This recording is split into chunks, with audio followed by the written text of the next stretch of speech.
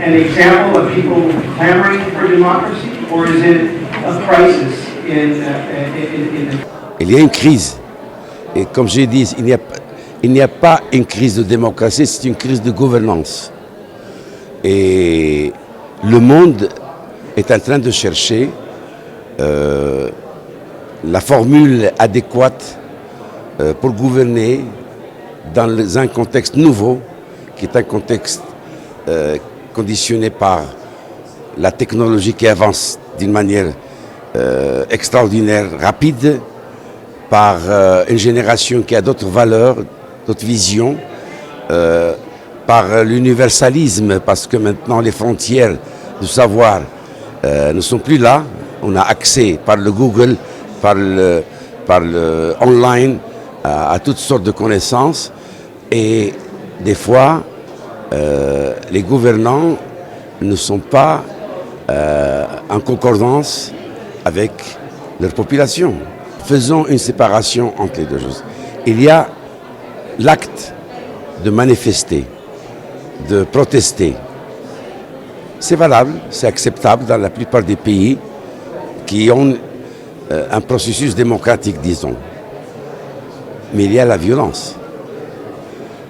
La violence, ce n'est pas démocratique. Et ce n'est pas une méthode d'avoir accession à ses droits. Le désordre ne peut pas faire l'ordre. Et malheureusement, des fois la violence est aussi provoquée par le pouvoir. Nous avons vu dans plusieurs pays, notamment les pays arabes, lorsqu'il y a eu ce qu'on appelle le printemps arabe, la manière dont on a fait face à des manifestations, on a utilisé la force et vous avez vu le résultat. Contrairement à ce qui s'est passé dans notre pays, il y avait le 20 février et Sa Majesté le Roi s'est adressé à la nation le 9 mars, le fameux discours de Sa Majesté, un discours courageux, visionnaire, et tout s'est calmé. Et on a refait la Constitution, on a fait les élections, etc., etc. C'est-à-dire, c'est la méthode des gouvernants. Comment est-ce qu'ils conçoivent ce genre de démonstration?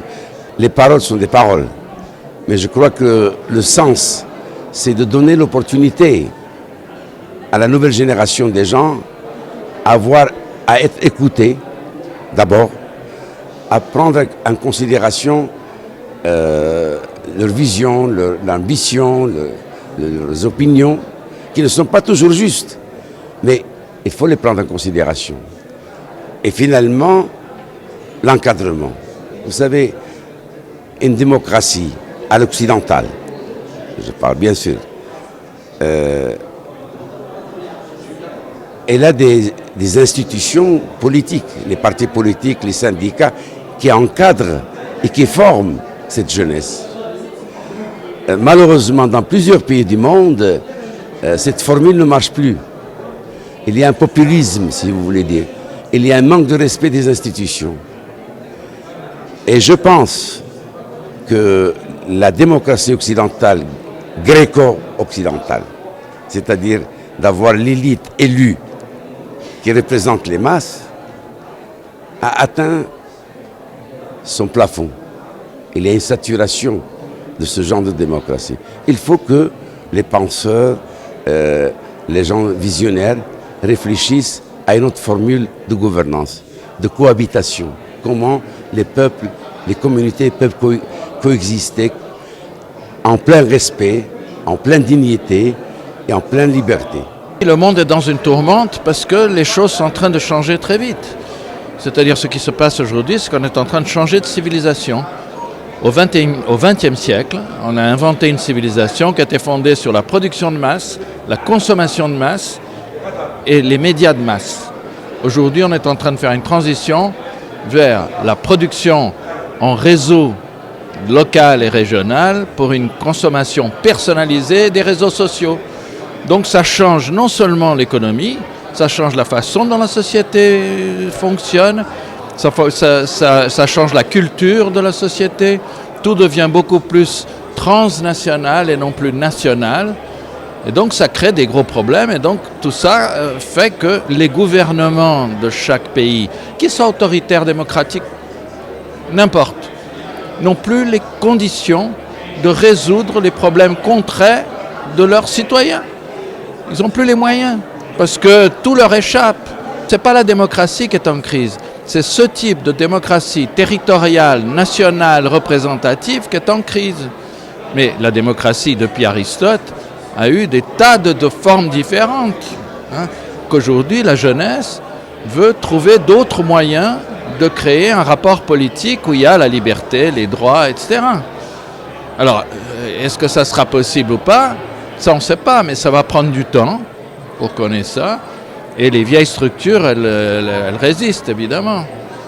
Mais je ne crois pas qu'il faut parler de démocratie ou pas démocratie.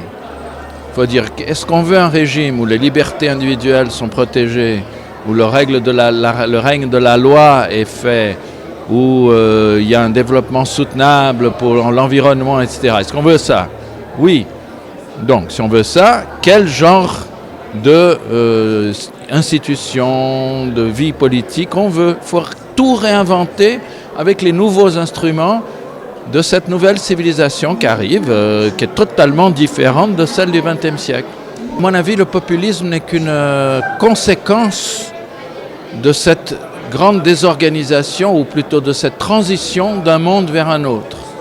Donc il y a beaucoup de monde qui a peur, et donc ils se réfugient dans des espèces de leaders ou de partis qui disent « demain on rase gratis », en gros, ou on revient à notre identité, ou des choses de ce genre. Sauf que ces mouvements-là n'ont aucune capacité de résoudre les problèmes concrets des citoyens. J'avais un très grand ami chilien qui disait toujours, qui avait été ministre, qui disait « on en a marre de la problématique, on veut des solutionnatiques ».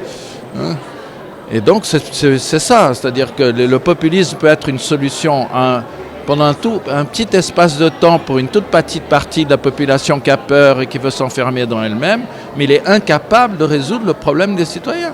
Is what's happening on the streets of Chile an example of people clamoring for democracy?